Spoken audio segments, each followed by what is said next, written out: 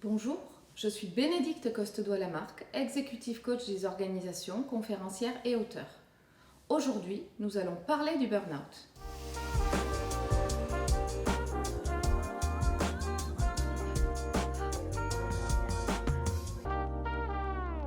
Le burn-out touche en général des personnes surinvesties avec une forte capacité de travail, suite à des déclencheurs plutôt d'ordre professionnel, tels qu'une surcharge de travail, un sentiment d'injustice ou des conflits non réglés, ou encore un manque d'autonomie donné par le management.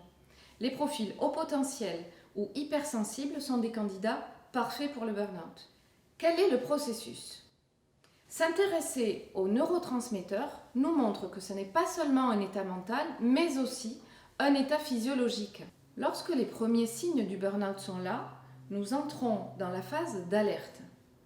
L'adrénaline augmente et nous sommes en suractivité comme un hamster dans sa cage. Les sentiments d'usure et de lassitude commencent à apparaître. Puis, nous entrons dans la phase de résistance. L'adrénaline chute, mais le taux de cortisol augmente, ce qui maintient le niveau d'énergie. La sérotonine fait un pic, ce qui nous donne le sentiment d'être dans le vrai, d'avoir des capacités décuplées, voire une bizarre impression d'invincibilité qui nous fait accélérer au lieu de ralentir. Pourtant, nous sommes bien en train de décrocher. D'ailleurs, si nous n'avons pas entendu ni écouté les signes avant-coureurs, nous entrons dans la phase d'épuisement, le burn-in. Là, les taux de sérotonine et de dopamine chutent, le pic de cortisol qui est en excès donne une impression d'énergie artificielle qui compense la fatigue physique et psychique ressentie.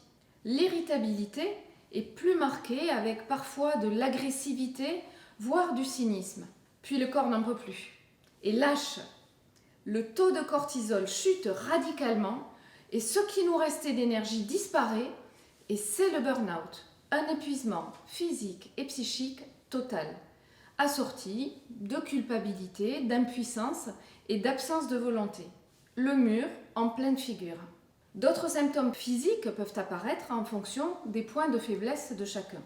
En parallèle de tout cela, la tête est coupée du corps et le cerveau se laisse embarquer dans des modes mentaux contre-productifs. Nous voilà en plein burn-out, mais nous avons le choix de le subir ou de le transformer. Inutile de vous dire que j'opte pour la deuxième option. Je crois que la vie est intelligente et qu'elle nous amène ce qui nous est utile pour évoluer. Et le burn-out en fait partie. Il est donc essentiel de regarder nos propres modes de fonctionnement, ceux qui nous ont conduits dans le mur. Si nous faisons l'économie de cette prise de conscience, alors il est à parier que nous pourrions nous retrouver dans une situation similaire et reprendre le mur aveuglément. Tout l'enjeu est d'utiliser ce temps comme une opportunité de prise de conscience et de transformation. Mais seul dans son marécage, il est difficile de s'en sortir parfois. Donc se faire accompagner par une coach ou par une thérapeute est essentiel pour pouvoir prendre du recul sur ce qui nous arrive. L'entourage joue également un rôle essentiel pour nous soutenir, et les enfants notamment, qui sont de vrais guides parce qu'ils vont nous mettre naturellement en face de nos vérités. Par contre, la situation de burn-out et le chaos que l'on vit est aussi un risque pour l'entourage qui peut se faire happer. Donc il est important qu'ils pensent à se préserver et à pouvoir prendre aussi du recul et prendre soin d'eux. Au niveau de l'entreprise, une augmentation du nombre de burn-out est l'occasion de questionner les pratiques managériales. Évidemment, il ne s'agit pas de s'auto-flageller, mais de détecter les modes de fonctionnement, souvent culturels, de l'organisation qui peuvent induire cette augmentation des risques psychosociaux, de façon à pouvoir utiliser cela comme une opportunité de transformation pour le bénéfice de la performance de l'entreprise et pour le bénéfice des salariés. J'espère que cette vidéo vous a plu. N'hésitez pas à faire un tour sur ma chaîne YouTube.